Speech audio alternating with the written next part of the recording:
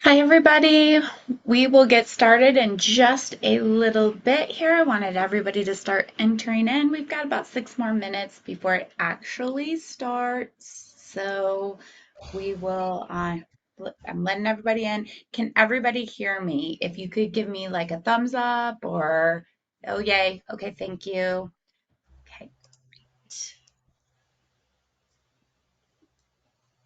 Hey, Amy, can you hear me?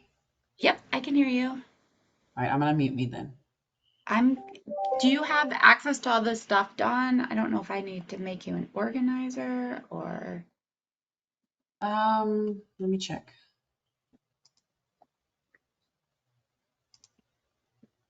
I can see the chat and I can, Do you see the questions box? yes, Okay. And you can launch the polls and all that stuff. let me double check. Yep. Okay, good. All right, awesome. Yay! One step closer. Okay. We got about 5 more minutes, everybody, and then we will get started. I hope I'm gonna see.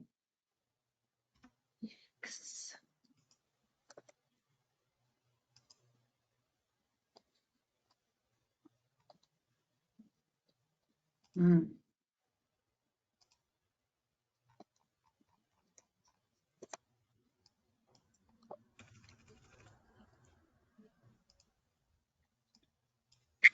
Okay. Show error. I will be right back.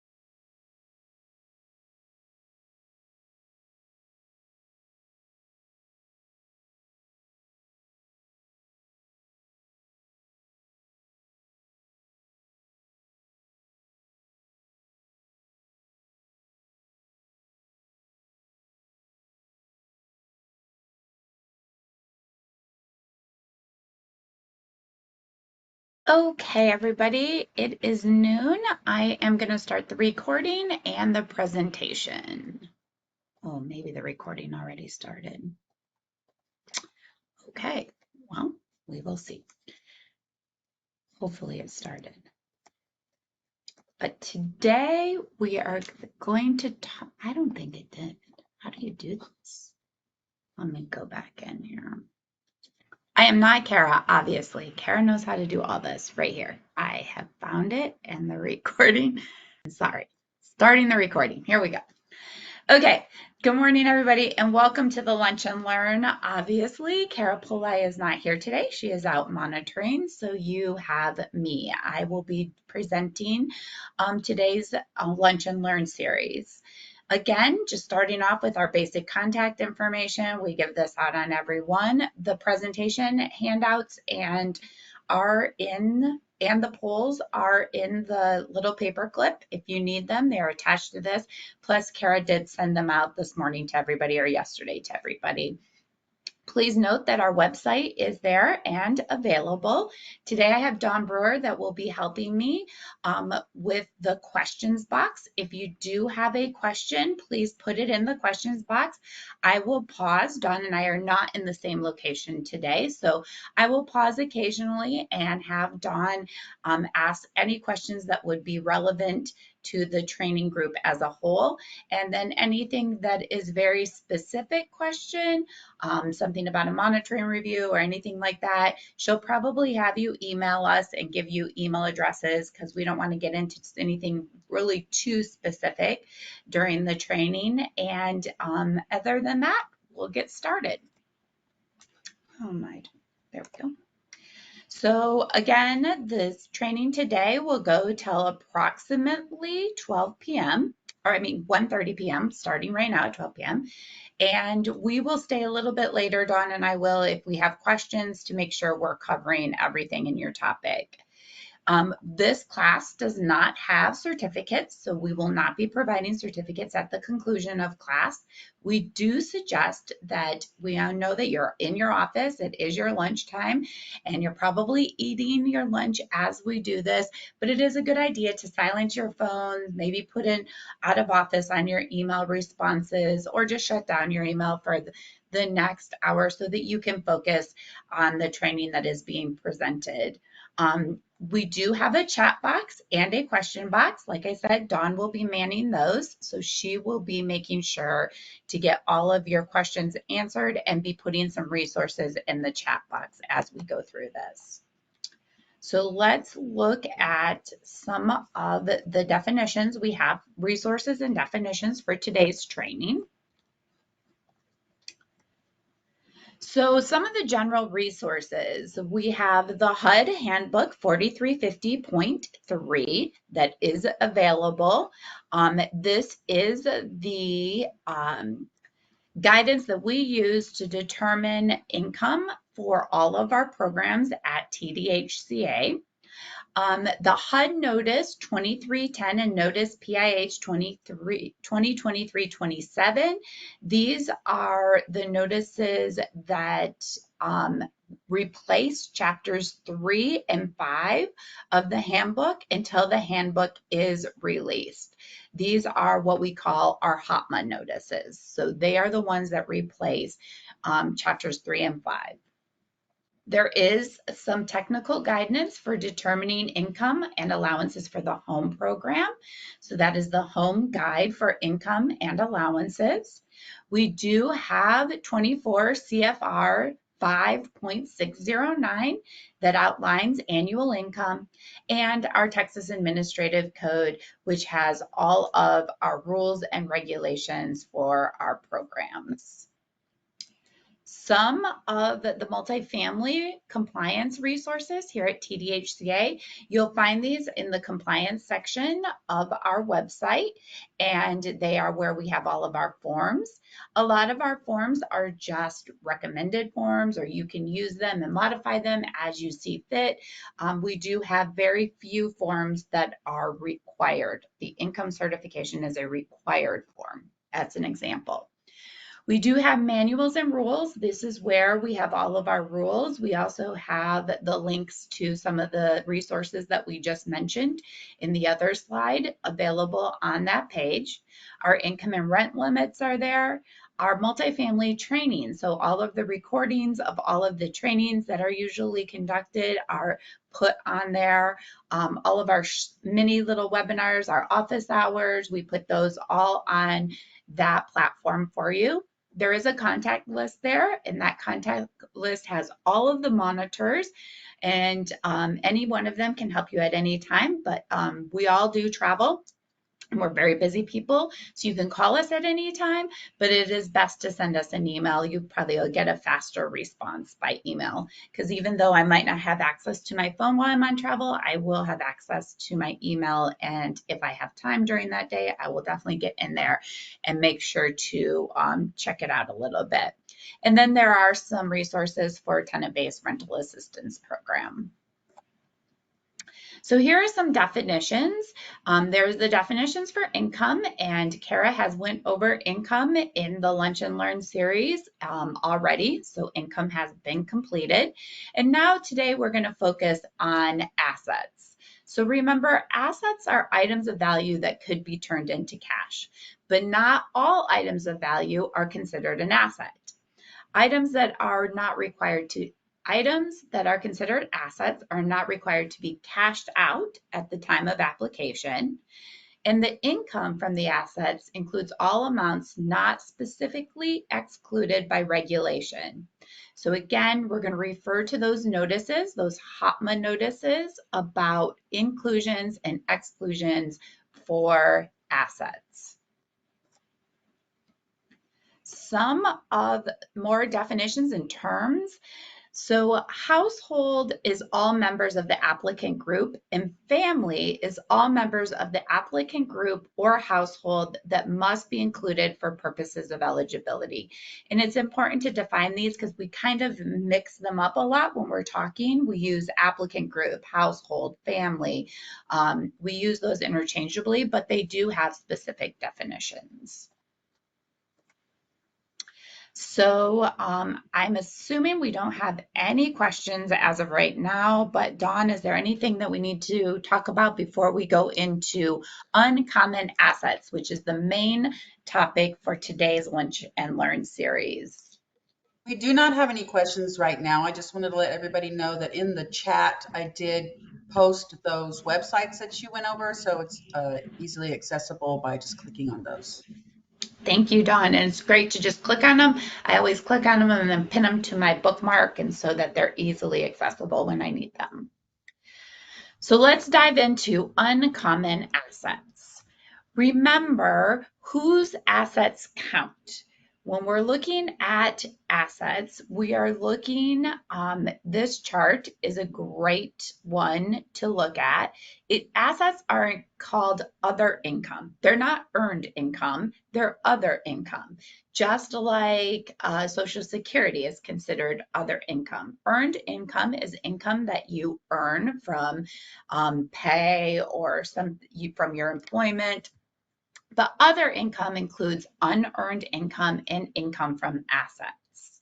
So everybody, the head, the spouse, the co-head, other adult members, dependents, and full-time students under the age of 18 and older, all their income from assets is included.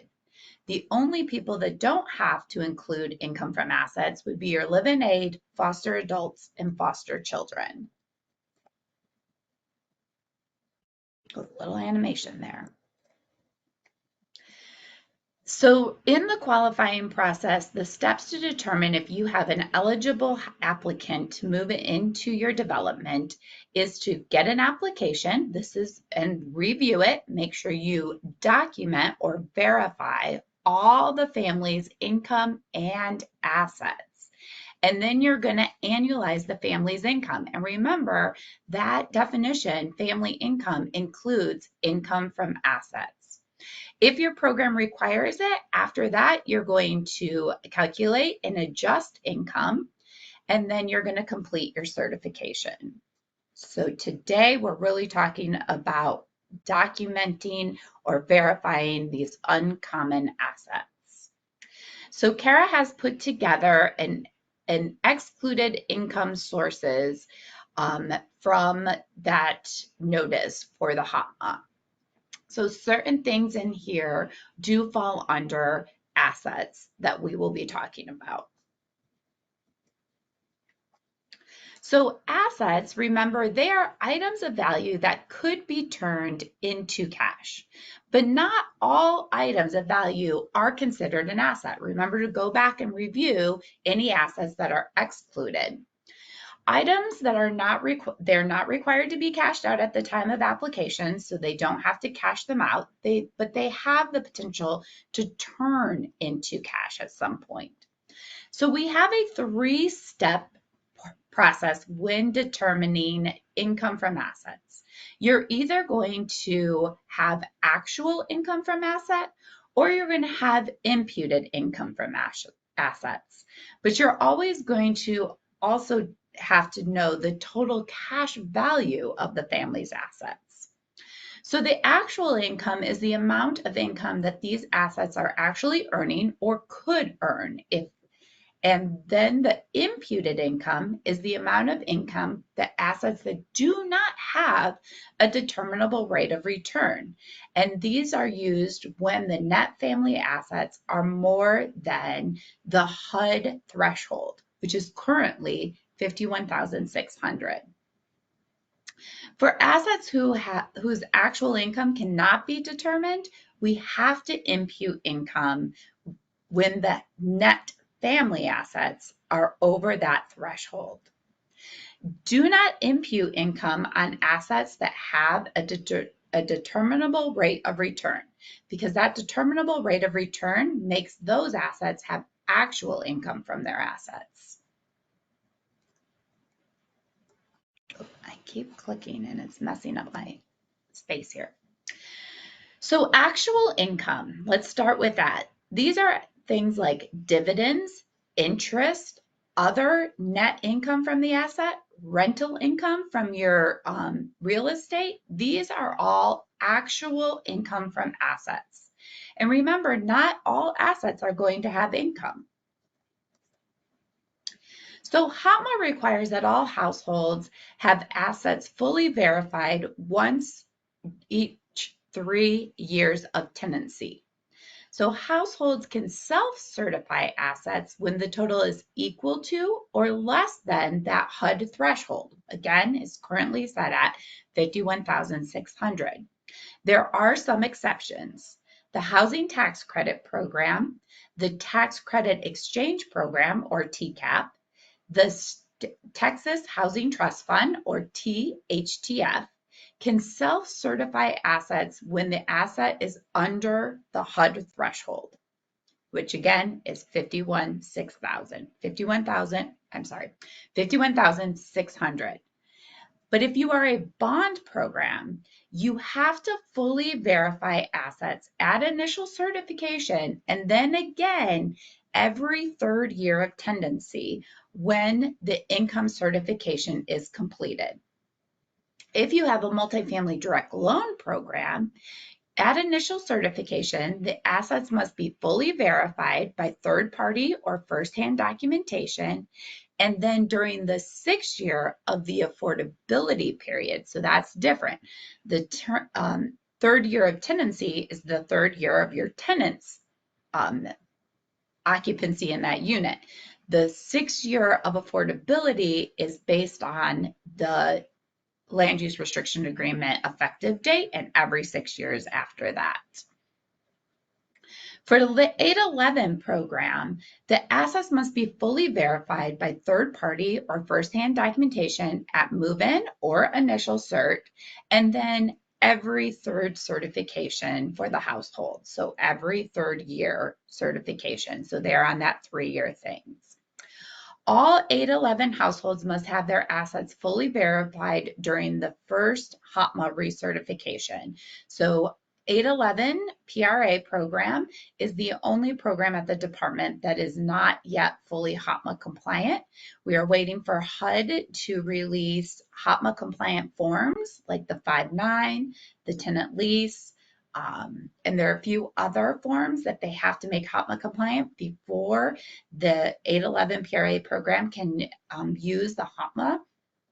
And from what we know, they are in process right now. We are finally seeing movement from HUD on these forms. All assets can be verified using one statement from a financial institution. So when the verification of assets is required, then they have to get at least one statement that reflects the current balance of the banking and financial accounts. Amy, we do have a question. Okay, so this is a good time to take a question before we go into the formulas. Okay, so we have a question. What if you have a layered property with bond and tax credit? Do you still have to verify assets every 3 years? So that is a great question, and it really is going to depend on, are you 100% tax credit or are you not 100% tax credit? So that is going to be very specific. And if you want to have me or any other monitor look at your land use restriction agreement and your bond program and your set asides and all that stuff, send us an email and we're happy to do that. If you are not 100% tax credit, you have markets and you're not 100% bond and you have ETs, then yes, you would have to do it. If you don't, then no, you don't have to.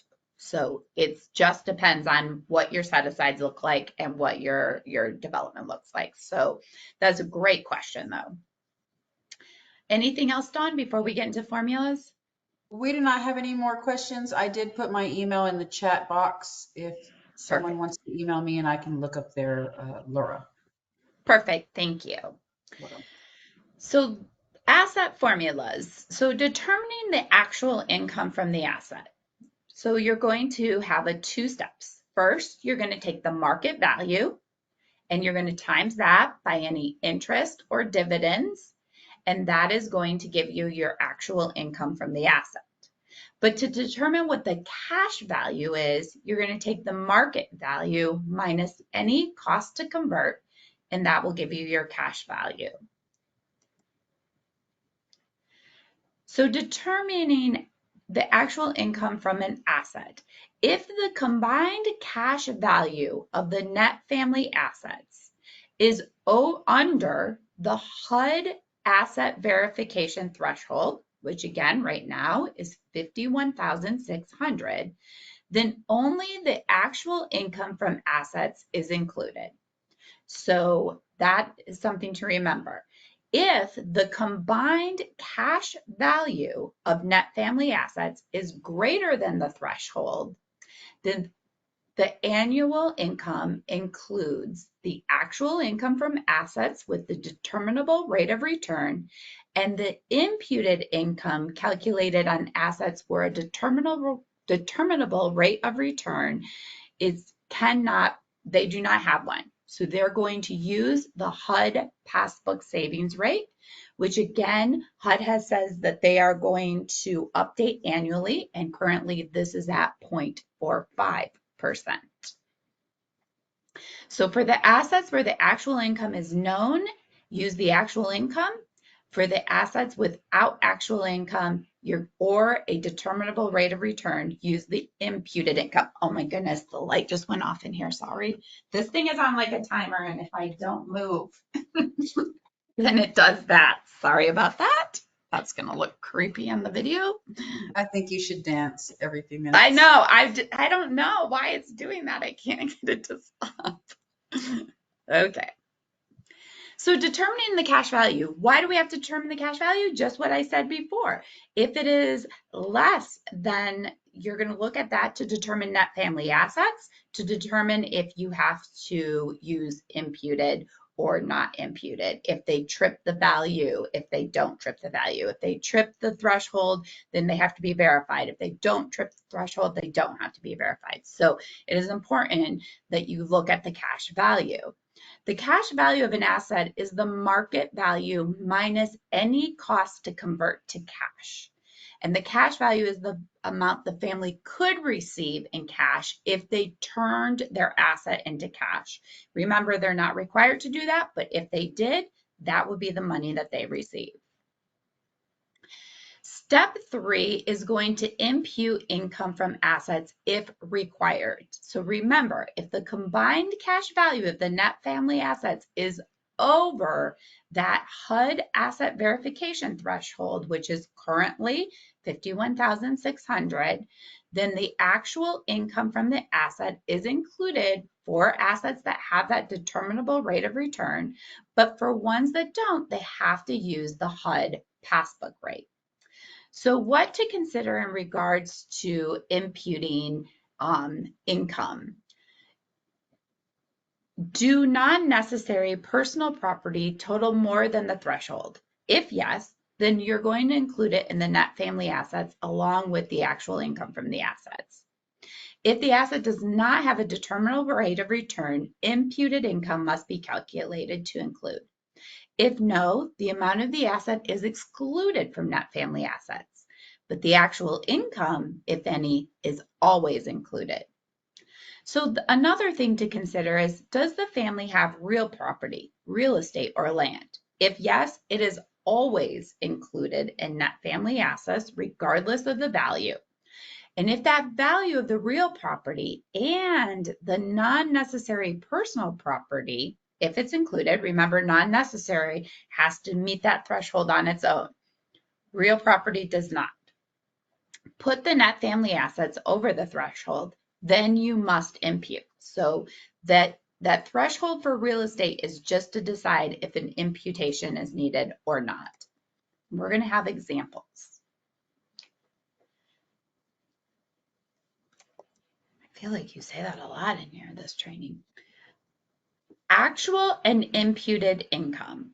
Actual income from assets is always included in the family's annual income, regardless of the total net family assets. So the actual income is always included. And the imputed is only when the 3 conditions are met. The net family value, the net family assets exceeds the threshold. The specific asset included in net family assets, and it does not have a determinable rate of return. All assets are either categorized as real property or personal property. Personal property includes tangible items like boats, as well as intangible items like bank account. So now we have to look at what is necessary personal property, because that is excluded from net family assets, and what is non-necessary personal property. This is personal property that has a combined value greater than the threshold as adjusted for inflation and is considered part of net family assets. For example, a family could have a non-necessary personal property with a combined value that does not exceed the $51,600, but could also have real property like a parcel of land. Even though that non-necessary personal property is excluded, the real property is always included regardless of its value. So here is just some examples taken right from the notices of HOPMA of what are some necessary personal properties. Remember, these are not included. And non-necessary personal properties. Remember, these are always included. So when this happened, we had to expand our applications a little bit because before we weren't really looking at recreational vehicles, ATVs, travel trailers, motorhomes, RVs. We always have looked at bank accounts and stocks and bonds, but we never really looked for boats or watercraft, expensive jewelry, collectibles such as coins, stamps, cards, equipment and machinery that isn't used to generate income for a business, or any like precious gems or metals, antiques, cars, artwork. We never thought about those before, and now HUD is saying you do need to consider those because these are non-necessary personal property.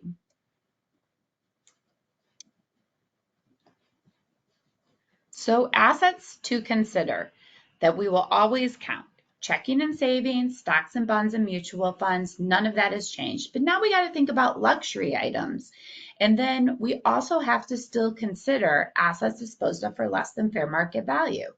For example, if you give your house away to someone outside of the family within the past 2 years, the value of that house is considered an asset, except for in divorce or separation. That still stands. But then there's assets that we're always going to exclude. So the good thing is HAMA got rid of us having to include retirement accounts. Thank goodness we don't have to include those IRAs or 401ks anymore as an asset. Remember, you still could have income from those assets that would be included if you're getting paid out. Educational savings accounts, non-revocable trusts, necessary personal properties. So these are included essential maintenance of your home, essential employment, education, cultural expression, health and awareness. And now we have to subtract federal tax returns from the total net family assets. So it's a big change on how we look at assets, but it's all still the same calculations, just slightly different on how we look at it and the imputation part. So what is a reasonable cost to convert? So I told you if you take the market value and you subtract the cost to convert. So a cost to convert would be withdrawal penalties, broker fees, tax penalties, legal fees, unpaid principal balance on your home, settlement costs.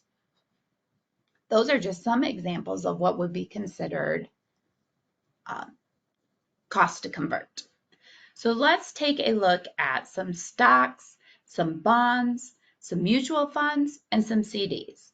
Remember, each of these needs a cash value and either are going to have actual income, or if they don't have a determinable rate of return, you're going to have to impute if they trip the threshold. So the cash value for all of these is the full value less any penalties or fees. So you're going to take a look at the full market value and minus any penalties or fees. Your actual income are going to come from those interest, dividends, and earnings. And then if they don't have a determinable rate of return, then you're going to start looking at having to use the imputation. So let's do our first learning point. This is an investment and it is with a stock. So here we have actual income from the stock. This stock has 5 shares of Netflix. And when I go online, you can look up the current stock value of Netflix. And it says that it is $919.99 as of today. So if I have 5 shares of Netflix, I have a market value of $4,599.95. Now, to get my actual income, I'm going to take that market value and times it by any interest rate or to get our actual income.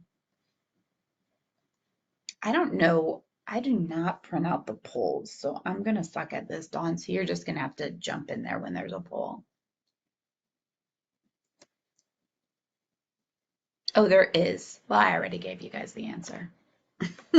See, I'm going to be terrible There's a at this. second part to this poll. Okay. I'm just going to start assuming from now on that everything has a poll. So you're just going to tell me if there's not one. I didn't print out the little cheat sheet. I have been way too busy. Well, Kara's already going to kill us because we didn't do the first one that says, where's everybody from? Just not tell her. I'm gonna be, I did not have opportunity to fully prepare, so. Okay, I think she gives about a minute, so we have just a few more seconds left here for everybody to vote.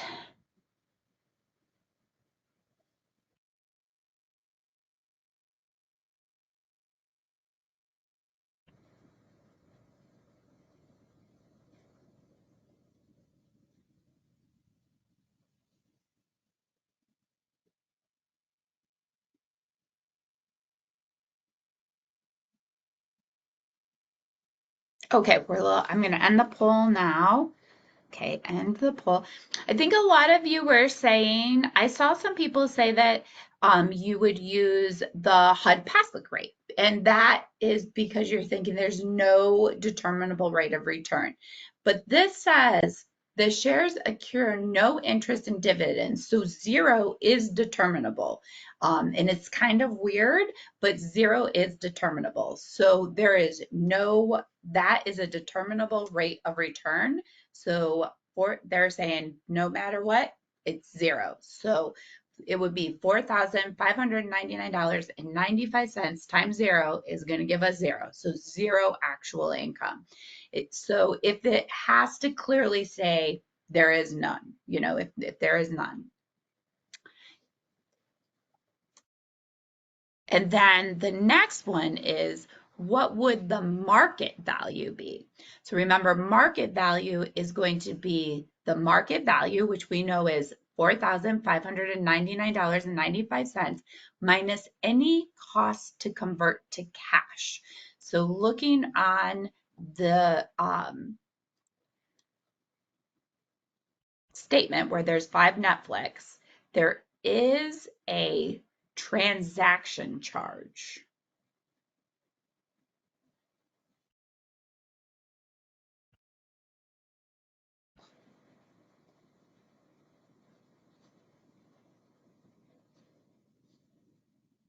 And remember, Kara did put the poll questions in the slides in a handout for you guys, because I know once the poll gets launched, you guys can't see it. So it's hard to like answer when you can't see what you are trying to calculate out, or, so I know she did that so you guys can see that. It's something with GoTo that they just, when the poll's launched, it gets rid of the screen share.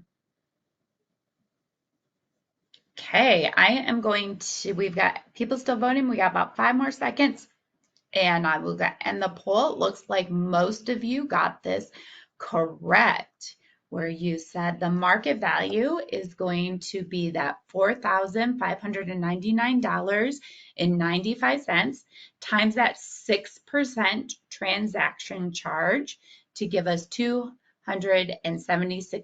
That is our cost to convert to cash. And then if you take the $4,599.95 minus the cost to convert to cash, $276, it'll give us our cash value of $4,323.95. So let's take a look at a bond. We have a bond here, and bonds, you're going to be able to go online. You're going to be able to look up a bunch of information based on what is on the bond. So you'll be able to look up all of this stuff. You're going to put in some information, and right there, it's treasurydirect.gov. It will give you that. And so they're purchased at a specific amount and they accrue over time.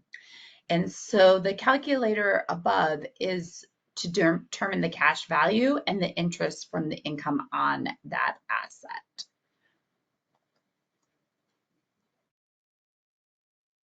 So you can see here, this one is earning $46.74 in interest with a 4.96 interest rate and has a cash value of 96.74. So super easy for bonds. You're just going to put in the calculator and it's going to do all the work for you.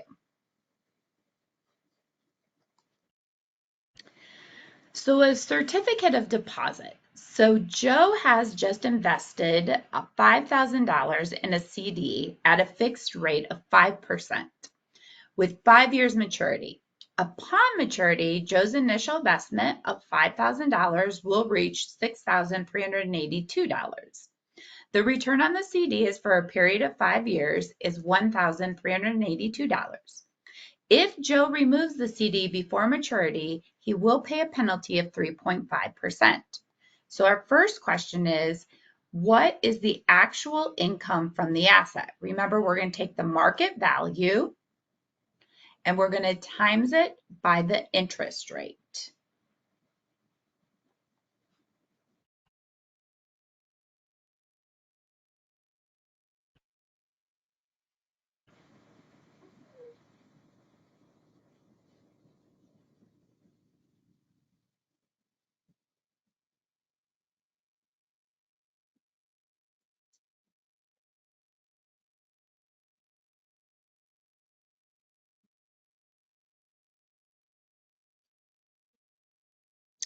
Okay, we got about 30 more seconds.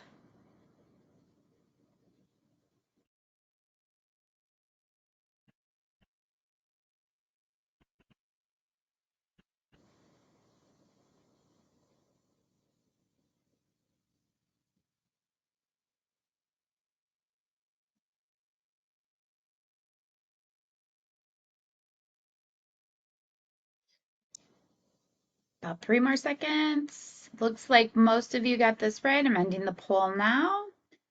And it looks like the majority of you have this right, where we took the $5,000, his market value, times the interest rate of 5% to give us actual income of $250. Now let's see, what is the cash value of his CD? This is going to be his market value, and we are going to minus the cost to convert to cash. So if he was to cash that out before maturity, how much is that going to cost him?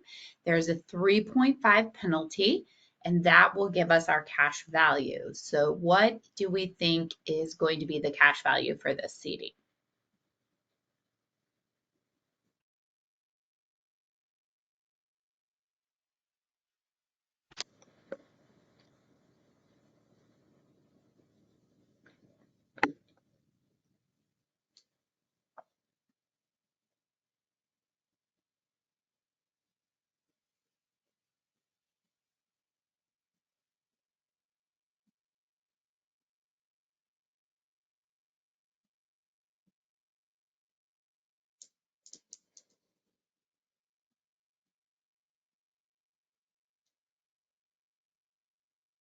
Okay, we got about 20 more seconds. Looks like most of you got this, been doing this. They are uncommon, but they're more common than like our newest ones of RVs and trading cards. Okay, I am going to end this poll, and it looks like a lot of you got this right. $5,000 times the 3.5% penalty gives us $175. That is our cost to convert to cash. And then if we take the $5,000 and we minus the 175, it'll give us $4,825 cash value.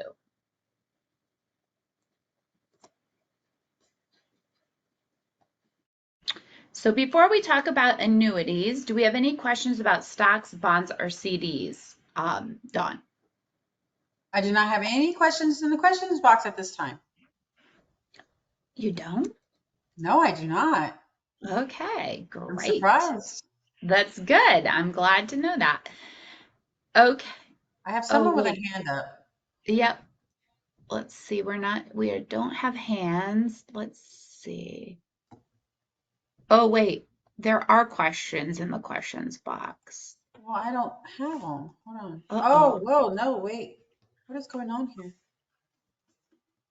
Okay. I don't know what happened here, but yes, there are. Okay, so let's go through them. Okay. I was I like, don't know. wait, I saw the hand go up and I Yeah, was like, I somebody think have a I think question. it got stuck on a chat. Okay. Okay, so we have one starting off that says, just to confirm, can a management company incorporate a written policy to third party verify assets annually to help eliminate confusion with varying years? You can always say that you want to be more restrictive. Of course, that's not how we're going to monitor, but we're definitely saying owner has the absolute owner, syndicator, management company. Their whole job is to protect the assets. So you can always be more restrictive. Yes, you can do that. Okay. Then we have another, and I do apologize. I don't know what happened. I don't usually do the questions. So. If the combined net asset is less than the threshold, we don't have to include it. How do we document those assets? So you have to include the income from the asset, but you do not have to include the asset in net family assets. So it's kind of a little confusing. So let's look at it as so that CD. Let's pretend that Joe is our applicant and he is coming in and this is his only asset. He doesn't have anything else. Maybe let's pretend he has this and he has a checking account with $200 in it. So that would give him a total net family assets of what? 200 to this, $5,025. So that is definitely below the threshold. And if Joe says on his application, my checking account earns I have no interest, and I do have this CD with a 5% interest. You're going to want to verify that CD so that you can get, or I guess you don't have to verify it because it's below the threshold. You're going to use what Joe says on his application, 5%, just like you did before when they self-certified under 5,000. And you're going to use the 250 actual income from him. And you're going to put that on the income cert just like that. And the checking account, you don't even have to worry about because you can put it on the income cert with a zero if you want. Totally up to you. The instructions on the income cert say you can do whatever, but you do not have to verify it because this is below the threshold. But you do have to remember to include the actual income from any assets. So that 250 has to be included. Okay, so we've got another question. This is a good question. If a single person owns two cars, but there's only one driver, does the second car count as non-necessary personal property? Yes, I believe that that is the response that we have gotten from Nitcha when we asked the question. I think it's actually an example in one of those notices. It depends, I guess it's going to depend on what that second car is used for. But yes, usually in those situations, one of them is going to be considered not necessary. Okay, let me get. Unless it's like, well, then it's not necessary too. So there was, unless it's like for work, I think it's like something like if it's for work or something like that, then it's considered necessary. So say you have a company car and then a personal car, Right. then that's still considered, both of them are considered necessary. All right, we are calculating the actual income and the cash value for Joe. I think we already answered this. Which number that we would use to enter in our system for asset calculation? Yep. So this would be for like in my example with Joe, he's all he's got is this CD and a $200 checking account. And he fills out his application and he puts, I have $5,000 in a CD because he's not going to do the cost to convert to cash. He's going to tell you he's got $5,000 in a CD. He's going to tell you he's got $200 in a checking account. He's going to tell you my checking account gets zero interest. My CD has a 5% interest rate. You're going to take, well, you're actually going to count more actual income from them because you're going to use you're going to use the right actual income. You're going to take the $5,000, you're going to times it by 5%, and you're going to use the 250, and that counts towards actual income. And then that's it. But you don't have to verify it because it is below that threshold. So yes, that is correct. And we have one more question. If a property or home is sold at the time of the application and they did receive money back from the sale, do we only need the asset verification or what else is needed? So this has not changed. There's nothing that has changed from that. So if they took the money and they put it in their checking account, you're not going to count the money from you're not going to count it twice. You're not going to count it as real estate and as a checking account. You're going to count it in one. If they haven't done anything with money, then maybe they haven't gotten the check yet, because that happens a lot. Like they sell it as they're moving into your place. They got it up for sale. They've got an offer on it. So then, yeah, you're going to count it as real estate, and then like when you do your recertification, if it's gone, it's gone. As long as it is not below fair market value. I'm going to piggyback on that, Amy, and I would just say that you're just going to continue to do your normal real estate asset Yep. verification with your 10% and all of that in order to get the asset from that. Mm-hmm. I think we talk about real estate, and maybe that one's a different one. I can't remember. I should find out. Any more before we move on to annuities? Yeah, we got one more jumped in here. Okay. For the checking account and the CD example, would we still list the checking account under column F of the tick? That is up to you guys. We wrote the instructions on the tickets. Some management and owners want to see all the assets listed in zeros and then 000. That's fine. You can list none of them on there. They're below the threshold. That's fine as long as you are including the income. So the CD, we would want to see the CD on there because it's got income. Checking, we really don't care if it's on there or not. You're going to, we put it on. We wrote the instructions where you can either put NA, zeros, leave it on, leave it off. If it does create income, you do want it on there because you want to be able to count the income. So that is totally up to you guys how you want to do that. We do have another question, but I'm going to answer it. Okay. All right. Then I will move on with annuities. So annuities are generally when annuity payments are received, it can no longer be converted into a lump sum of cash. And if this is the case, the payments are income and the annuity is not an asset. But if it is just being held as an annuity, you are going to have to ask the account holder if they have the right to withdraw that balance.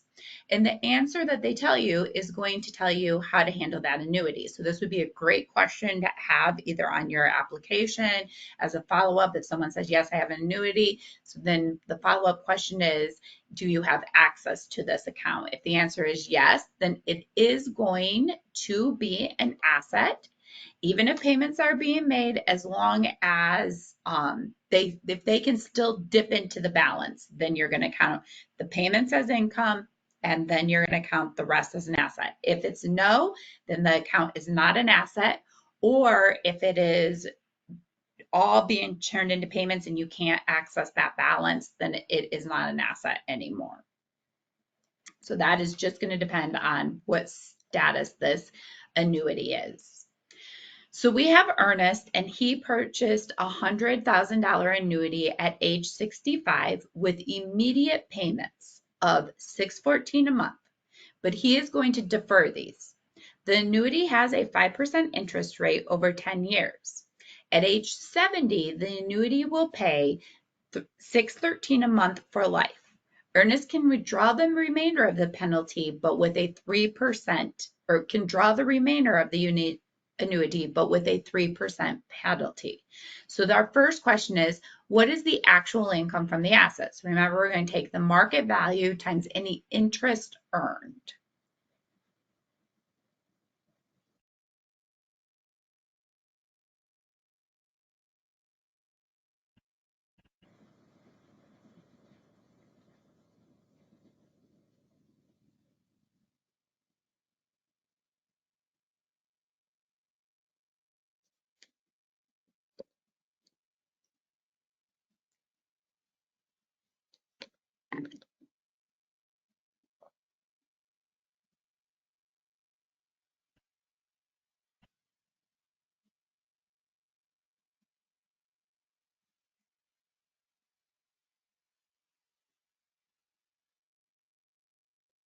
Got about 20 seconds left, about 15.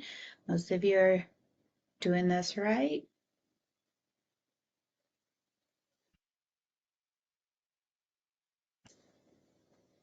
All right.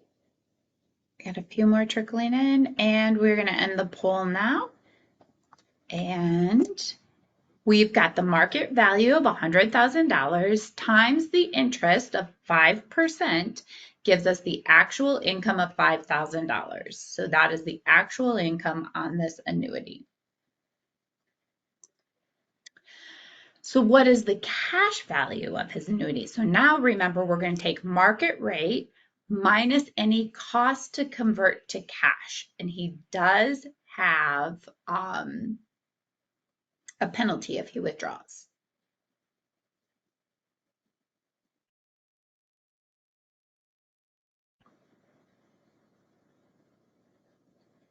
Oh, there it is. I'm like, this is an island. Sorry, I was looking at a question. Oh, that's okay. We I have know a it's a few lot. more. Dawn, you're doing a lot of things all at once. We have a few more that came in too, just so you know. Okay. We'll answer some questions after annuity. I think we're doing pretty good on time, so that's good.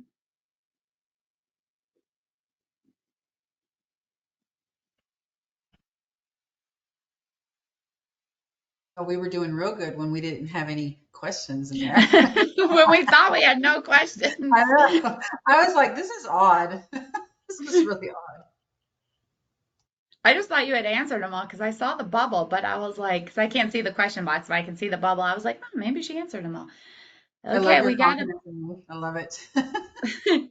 got about 5 seconds and I will end this poll. Looks like a lot of you are getting this one right. I love that. So the cash value is going to be the market value of $100,000 minus the cost to convert to cash, which we know is a 3% penalty. So 3% of $100,000 is $3,000. So the cash value for earnest annuity would be $97,000. Now this one would have to be verified because for sure this is way over the threshold. So we'll answer questions before we talk about trusts. Let me take myself off mute. We have a follow-up question on the owning of the two cars. Okay. If both cars have been financed and recently purchased and both cars are driven, is it still counting as a non-necessarily personal property? Non-necessary.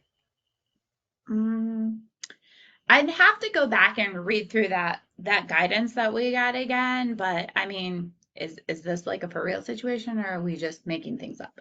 So, I think if one of them is considered non-necessary personal property, but it depends really on the situation and what that car is used for. Judy, why don't you send us that question or send me that question and that way we can go back and look at that for you. Yeah, we can send her. I have it. Okay, if the property is 100% tax credit and not later, do they too need to self-certify every 3 years for tenancy per hot month? No. Housing tax credit can self-certify at initial, and then and if you have to do full research, you can self-certify at recertification too. Yep. Okay, and this one is going to be program specific as well, but it's if they complete AEC, would they still need to self-certify on the 3rd year of tenancy? No.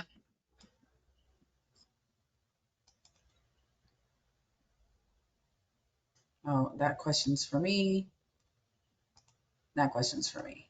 I think whoa, hold on, we got another one. It just came through. Oh, you guys are typing so fast. When you get further clarification about owning a second car, will you please send out information to all?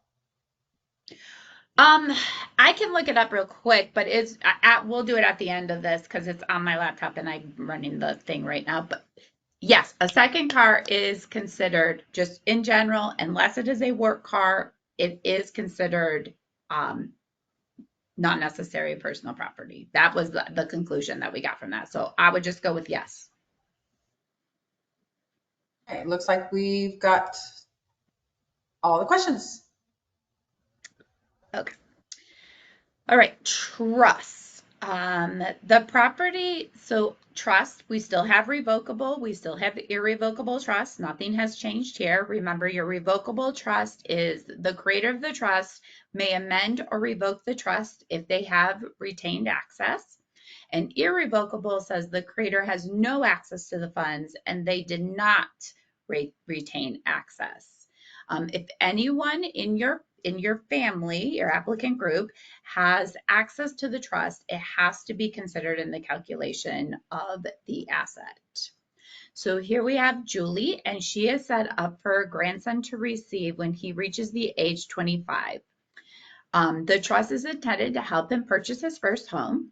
She has placed $25,000 in the trust, and the trust earns about $1,000 a year in income, but she reinvests that back into the trust.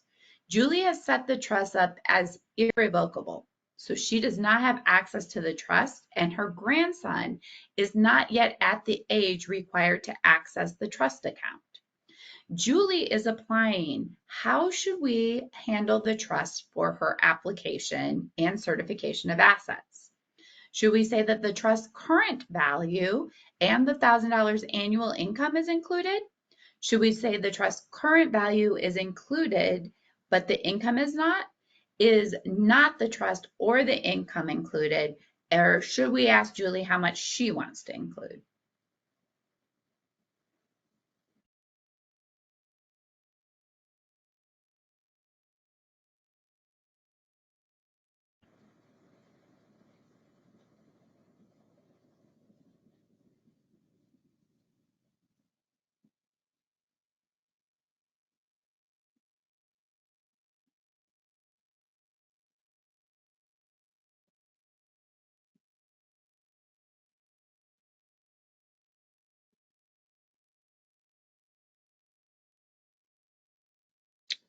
Okay, we have about 5 seconds left. Okay, I'm going to end the poll. Looks like a majority of you got this correct as well. Awesome. None of the trusts or income is included because it is irrevocable and she is not taking that income. She is putting it back into the trust, which she can't touch. So she has an option when she sets this up that any interest earned, she could say, I only want my grandson to have 25,000 and that's it. So any interest earned, I want paid out to me every year. Or she can have it reinvested into the trust so that the trust grows. And by the time her grandson has access, it has a little more than 25,000 in it. So cryptocurrency, this is our newest, well, not newest, but kind of newest one that we're seeing out there. I've actually seen this on certifications. And so cryptocurrency is held online, typically in an interest yielding account called a DeFi, decentralized finance platform. We're going to treat cryptocurrency just like we would treat a foreign currency. So what does that mean? First, you're going to have to get a statement of some kind or other digital evidence, such as a screenshot, from the account on which the cryptocurrency is held. You're going to take that market value and determine the current exchange rate in US dollars. So the exchange rate can change frequently.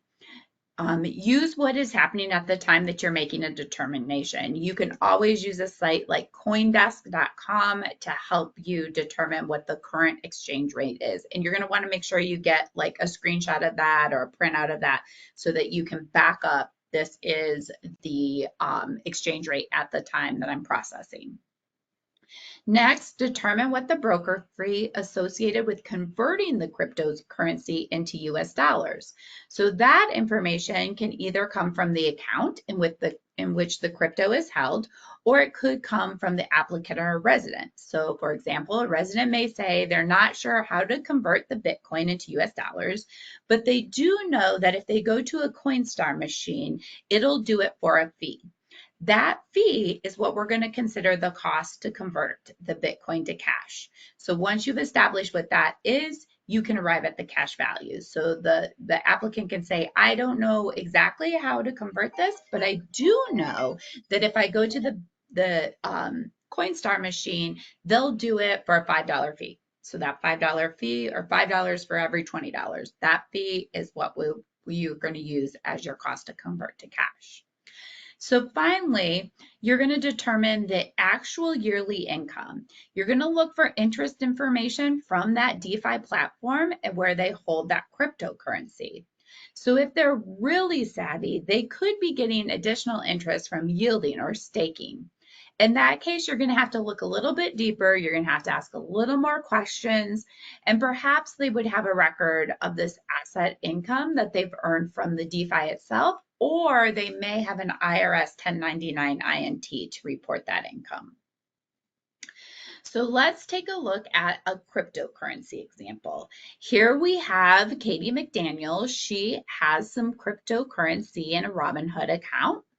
And it looks like she has an opening balance of 192.50 and a closing balance of 211.82007. We also can see that she has Doge Doge, and her market value is 211.82. So her closing balance as of this statement. So now we're going to take the market value times any interest rate to get actual income from assets. So what do we think this is? So we're still doing the same formulas that we've always been doing. It's just a little bit different.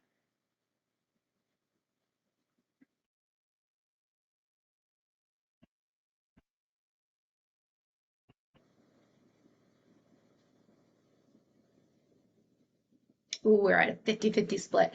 I love it when like there's just two and like half the class thinks this and half the class thinks that.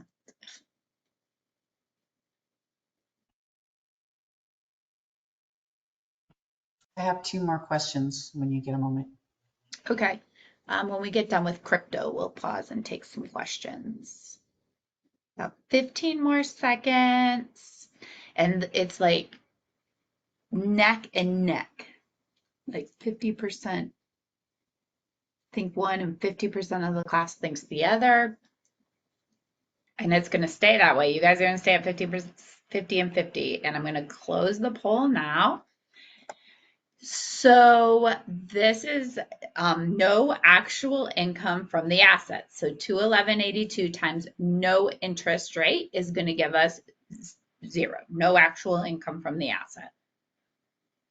So what is the market or the cash value? Remember, we're going to take the market value minus any cost to convert to cash to get the cash value.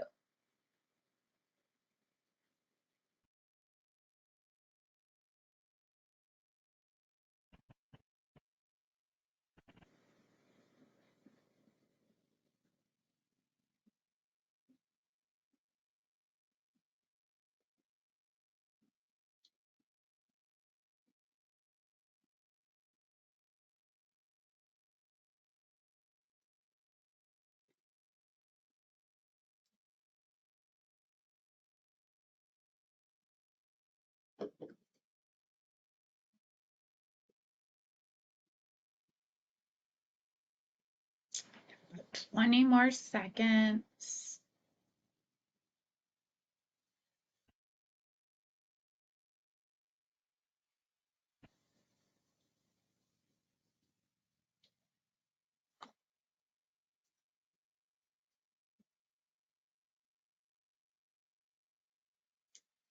All right, I'm going to close the poll now. So there was a transaction fee of 4% and a cash exchange fee of up to 11% for each crypto currency. And so that is going to be, we're going to have the 211.82 times the 15% fee, because there's the transaction fee and the exchange fee. 4% and 11 for a total of 15% gives us 31.77 cost to convert to cash. If we take the 211.82 minus the 31.77, It gives us $180.05 cash value. Great job, everybody. Okay, so let's take some questions and then we'll talk about the inflationary adjustments for 2025. Okay, so one, just so you know that I did put the standard HOTMA answer out there for the vehicles. I sent it to all, so hopefully they did receive it. Okay, So good. Thank you, Dawn, for getting that for us. of course. And then, okay, so we're going back to Julie's grandson. What if Julie's grandson was applying but is 21 and does not have access yet? Would this count? Nope, because he does not have access. So it does not count when he moves in. Now, if he's still living there and he can get access to it, then at recertification or whatever, then it does count. But for right now, it would not count. You're right. Correct. Okay, now we also have, what if property is owned out of the US? How do we verify the assets or property value? And how do you calculate receiving? So if the property is out of the US, I've seen this a couple times in files that they're usually able to get some kind of property is that, how much does this value of my property? And then if they're renting it, same thing, rental contract, all that kind of stuff. Sometimes you have to go and do the conversions of to US dollars, but it's the same as really anywhere. I've seen in a few files where people just they bring in their documents that show this. I own a home in Mexico. This is the value of it.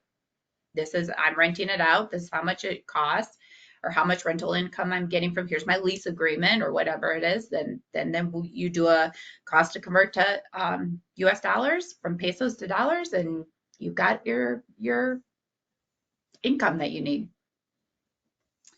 Okay, now we have, if Cash App shows cryptocurrency value of $17, but it gives no cost to convert, do we just use the value listed in the account?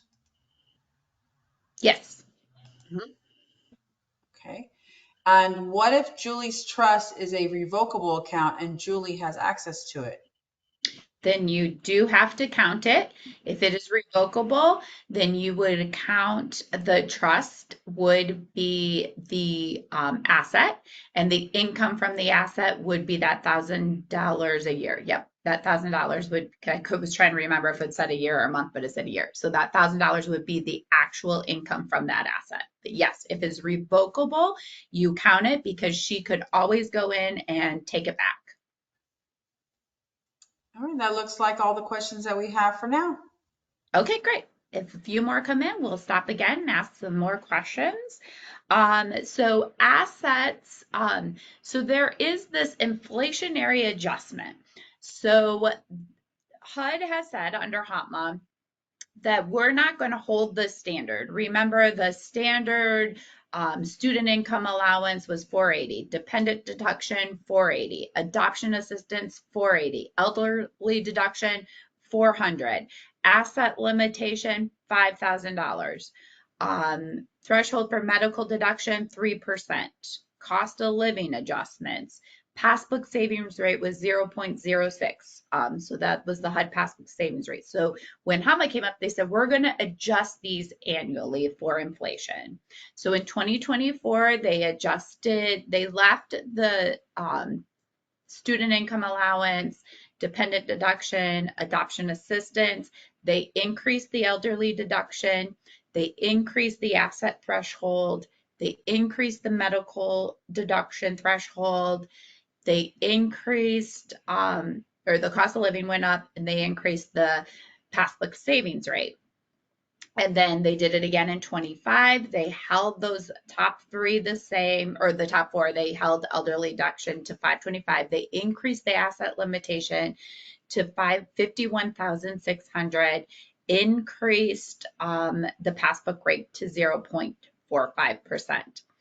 So we have this available on our website every year. Kara does it. She's amazing. She goes in and she does these updates for us and allows for you guys to just kind of use this as a cheat sheet. So it is there every year when HUD comes out and makes these adjustments. Kara goes and updates it. So we're very thankful for her. HOTMA does have an asset exclusions for families that have assets totaling more than $100,000 and for families owning real estate. So you will see this in HOTMA. Please know that these do not apply to most department programs. Most of our programs are covered under a good cause protection, and income is not good cause. And the exclusions are public housing. This does apply for public housing. For Section 8 requirements, it does impact Section 8 housing choice voucher programs at the department.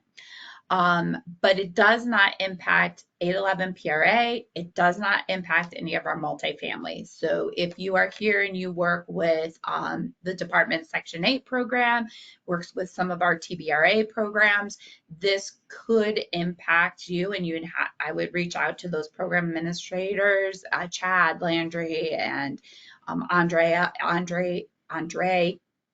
Adams and their teams, and find out if it impacts you as far as including or families being eligible with this HOTMA exclusion. So tips to minimizing some of your asset challenges is, first of all verification forms should be completed in their entirety. If there's blanks, if there's things not answered, definitely do a clarification to that record to make sure you have all information that you need. All households assets are certified and verified if they're required to be. Remember, the verification threshold is pretty high nowadays, so there's a lot of assets for our families that do not need to be verified. All verifications and certifications are current within 120 days. Forms are tested for their integrity. Clarifications are present if you need them to be. You're not using corrective fluid, whiteout, and there is no evidence of tampering or perfecting. Please make sure you do a peer-to-peer review, and we highly recommend you do a third party or a compliance file review. Not everybody has a compliance department that they work for with their management company, but definitely at least do a peer-to-peer review. We do peer-to-peer reviews here at the department to make sure what we're doing is accurate and we're sending it out. So we highly, highly recommend that. And that is what we have for uncommon assets. I am going to stop my screen share for just a second so that I can, we'll still stay and answer questions, but I want to pull up, and I should have had this prepared and I apologize for that, but I'm going to pull up and let you guys know what and when the next Lunch and Learn survey or series is. I know Kara sent that to me.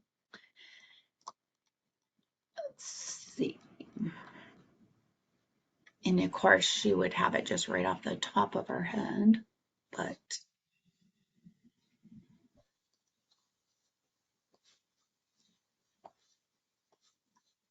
okay, the next one I believe is next Wednesday.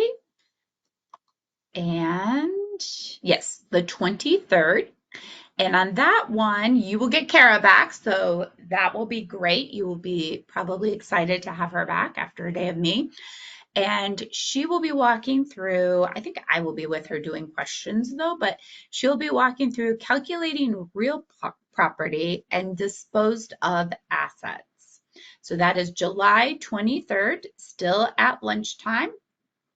And she will walk through how do we calculate real property and dispose of assets. The following week, July 31st, we're going to kind of put it all together at that Lunch and Learn, where Kara's going to complete the eligibility process and the income certification. So that will be a really good one as well. And then on August 7th, we're going to do adjusted income, a case study. And this is for programs that have to adjust their income, like the Section 811 PRA program, the Home Art program, the Home program, and the TCAP RF program. That's the tax credit assistance payment or assistance payments repayment funds. And then that will conclude the Lunch and Learn series.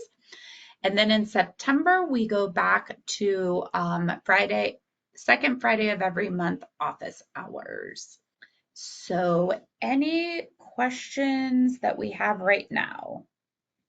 We do have some questions, and I also posted the link there in the chat box for the Lunch and Learn series.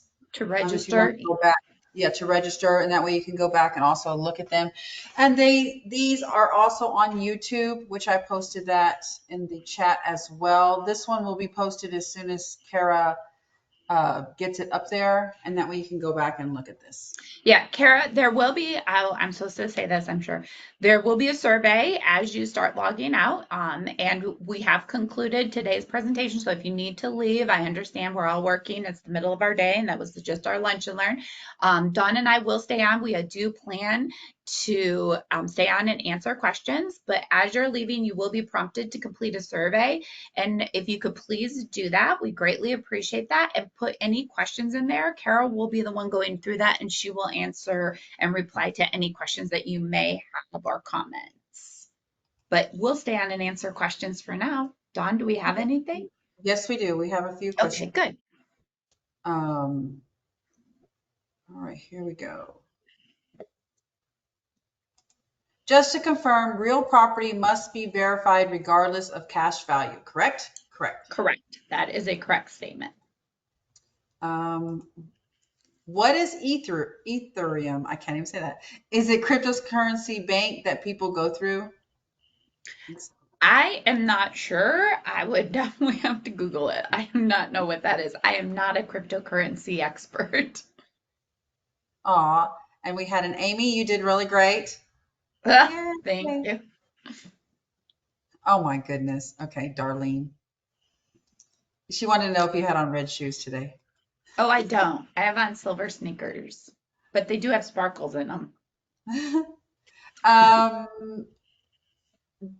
The link for the August training will be sent out through Kara, so just a little patience on that. Oh yeah, the listserv, they go, yeah, she sends those out. Like she's got a That's time actually schedule. all the questions. We had another, just wanted to say that Amy, you're amazing, that both of you are amazing. So thank you, thank you. Oh, great. Thank you guys. Thank everybody. I'm so glad everybody was able to attend and be here. And Dawn, thank you for your help in getting the resources out there and launching polls and answering questions. It's fun. It's a lot of fun.